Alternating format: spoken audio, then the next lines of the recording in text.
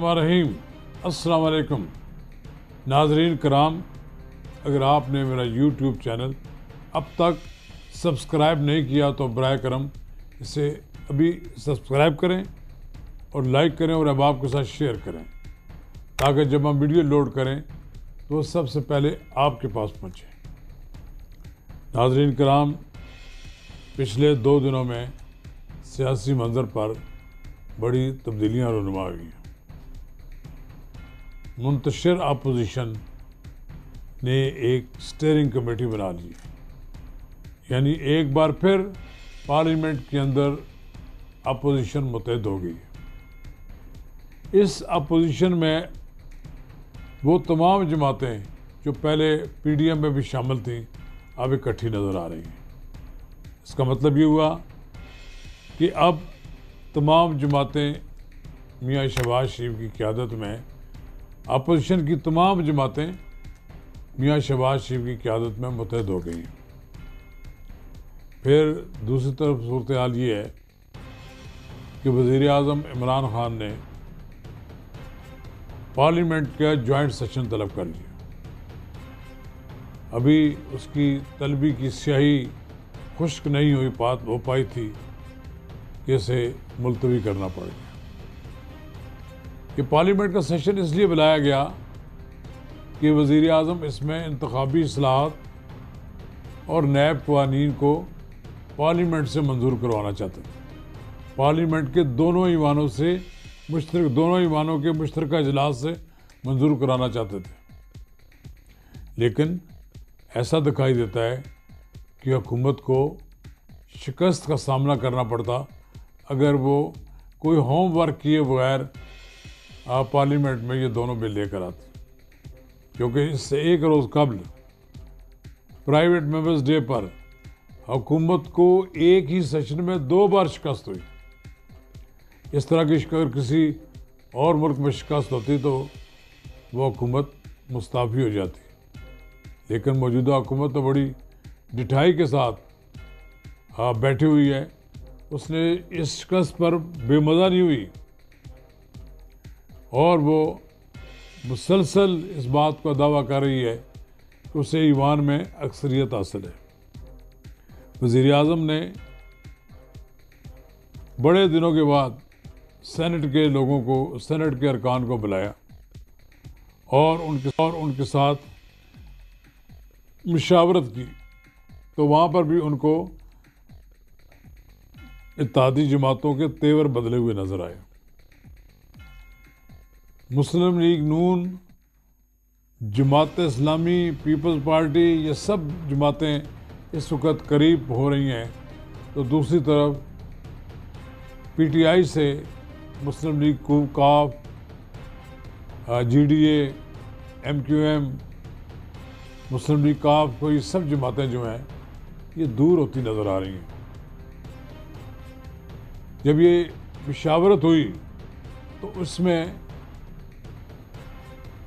3 इत्तेहादी जमातों के अरकान ने ईवीएम पर अपने तहफ़्फ़ुज़ात का इज़हार किया और कहा कि ये इलेक्ट्रॉनिक वोटिंग मशीन जो है इस पर उनके साथ कोई मुशावरत नहीं की गई। लिहाजा इत्तेहादियों ने मुशावरत के लिए मज़ीद वक्त मांगा और वज़ीर आज़म को ये इजलास मुलतवी करना पड़ा। इससे ज़ाहिर होता है कि अपोजिशन के साथ साथ जहाँ इकट्ठी हो रही है वहाँ हुकूमत का शिराजा भी बिखरता हुआ नज़र आ रहा है। ऐसा नज़र आता है कि इस सूरत हाल में हुकूमत दिन ब दिन कमज़ोर हो रही है। वैसे शेख साहब हर रोज़ कोई ना कोई शोशा छोड़ते रहते हैं। उनको एक ही बात नज़र आता है सुबह शाम कि वज़ीर आज़म इमरान खान 5 साल पूरे करेंगे, और उन्होंने सुप्रीम कोर्ट में जहां वज़ीर आज़म की तलबी हुई थी, बाहर प्रेस से ख़िताब करते हुए कहा कि कोई गेम नहीं हो रही, गेम सिर्फ इमरान खान की है और कोई ख़तरे की बात नहीं। लेकिन लगता है कि सबसे पहले जो शख्स इमरान खान की डूबती कश्ती से छलांग लगाएगा वो शेख रशीद अहमद हो। अब GDA, MQM, पाकिस्तान मुस्लिम लीग, काफ ये बिल इलेक्ट्रॉनिक बिल की हमायत करने के लिए तैयार नहीं है। इलेक्ट्रॉनिक वोटिंग बिल के बारे में उनको शुकूक व शुबहात हैं। और अब तक मुझे ये भी मालूम है कि परवेज़ खटक ने भी अपने तहफ़्ज़ात का इज़हार किया है और उन्होंने वज़ीर आज़म को ये कहा है कि ये जो बिल आप ला रहे हैं, ये बिल मंजूर होने के बावजूद भी चैलेंज हो जाएगा अदालत में और ये मुस्तरद हो जाएगा। दूसरी तरफ अपोजिशन भी शेर हो गई है। अपोजिशन की शेरनी पाकिस्तान मुस्लिम लीग नून की तर्जमान मरियम औरंगज़ेब ने भी एक बयान दागा है और कहा है कि भाग गए वाज चौधरी साहब, हिम्मत करके सच बोलें, नंबर पूरे नहीं हुए। इत्तेहादी तो क्या अपने अरकान भी वोट देने को तैयार नहीं। डूबती कश्ती से छलांगे लगाने का वक्त हुआ चाहता है। अब देखते हैं कि उनकी इस बात में किस हद तक सदाकत है। बहरहाल एक चल चलाव का दौर लगता है। वज़ीर आज़म को सुप्रीम कोर्ट ने सानिया आर्मी पब्लिक स्कूल के अज़ खुद नोटिस पर तलब कर लिया। वज़ीर आज़म वहाँ पेश भी हो गए और ये तासर देने की कोशिश की कि वज़ीर आज़म जो हैं वो अदलिया का बहुत ज़्यादा एहतराम करते हैं, तो सब वहाँ पेश भी हो गए। लेकिन एक बात बड़ी वाज़ेह है कि वज़ीर आज़म से उन्होंने कहा कि इस मामले में आप कार्रवाई करें, जो लोग ज़िम्मेदार हैं। वहाँ अजीब बात की वज़ीर आज़म ने। उन्होंने कहा कि आप इस पर आला सतह का तहक़ीक़ाती कमीशन बना दें। अपोजिशन लीडर ने कहा कि कैसा वज़ीर आज़म है जिसको इस बात का इल्म नहीं है, इस पर पहले ही एक कमीशन कायम है और मौजूद है, तो उसकी कोई ज़रूरत नहीं है अब नई बात कानून की। लेकिन बहरहाल ये फवाद चौधरी साहब जो राग लाप रहे हैं कि वज़ीर आज़म ने एक बार फिर साबित कर दिया कि वो अदलिया और कानून का एहतराम करते हैं, सो इसके लिए पेश हो गए। लेकिन ऐसा लगता है मुझे कि वज़ीर आज़म इमरान खान के हाथ से गेम निकल रही है। उनके हाथ से सब कुछ निकलता हुआ जा रहा है। अब वो क़वानीन की मंजूरी के लिए बिल्डोज़ करने का एक जो उन्होंने हरबा अख्तियार किया था, लेकिन उसकी तरफ से जब अपोजिशन की तरफ से शदीद रद्द-ए-अमल और इत्तेहादियों की तरफ से मतलूबा हमायत ना होने पर उन्होंने इस इरादे को फ़िलहाल तो मौखर किया है।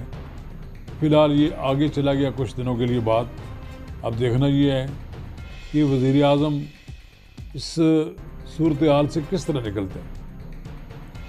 अभी तक वज़ीर आज़म की सुई इसी बात पर अटकी हुई है कि अपोजिशन करप्ट सिस्टम की पैदावार है, तब्दीली की ख्वाहिशमंद नहीं है। यानी वो इस बात पर मुसिर हैं कि हम हर कीमत पर इलेक्ट्रॉनिक वोटिंग मशीन लाना चाहते हैं, लेकिन उसके राह में बड़ी कानूनी रुकावटें भी मौजूद हैं। वो कहते हैं कि हमने 4 हल्के खोलने को कहा था और 4 हल्के खुलवाए, चारों में धांधली निकली। ये जो सब झूठ बोल रहे हैं, कहाँ सब में धांधली हुई थी। और वो जो 4 हल्कों में से 3 का तो इलेक्शन हुआ और 3 में तो जीत गए अपोजिशन मुस्लिम लीग नून, और चौथा हल्का तो वैसे भी मुस्लिम लीग नून नहीं जीती थी उसमें।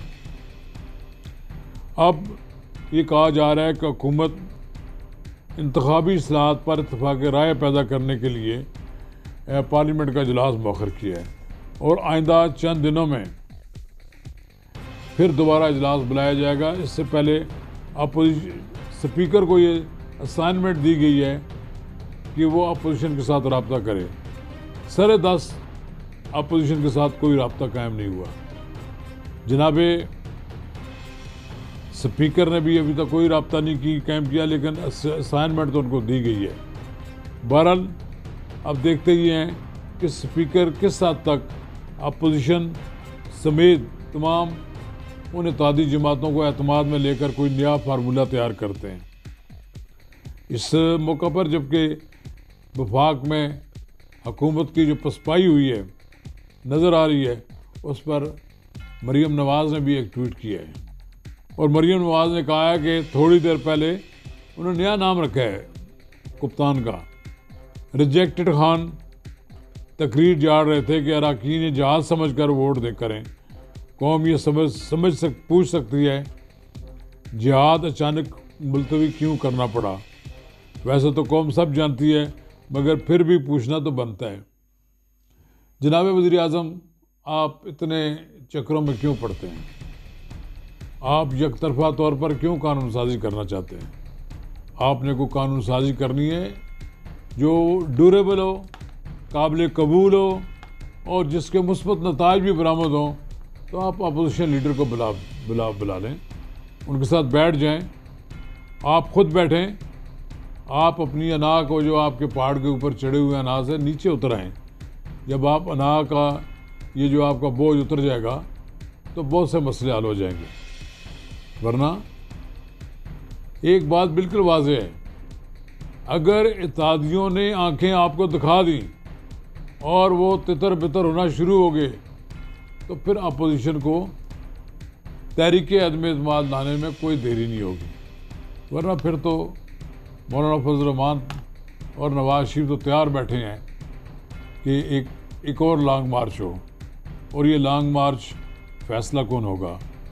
ये आपके इक़्तिदार के लिए भी ख़तरा होगा, आपको इक़्तिदार से भी छुट्टी करा देगा। लिहाजा आपके पास थोड़ा बहुत जो वक्त है उसमें सोच लें, अपोजिशन को अपने करीब कर लें, वरना ये अपोजिशन आपको ले डूबेगी। शुक्रिया।